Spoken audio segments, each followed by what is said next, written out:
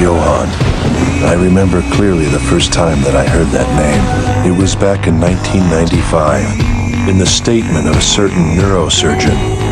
What does a person that exists have to do to become a fabrication? The answer is quite simple. Erase all who knew him. Erase everybody that knows his past. Everything must disappear. Isn't that right, Bonaparte? Exactly like the ending in your picture book.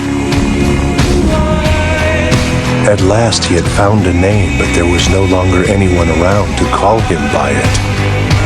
Such a shame, because Johan was such a wonderful name.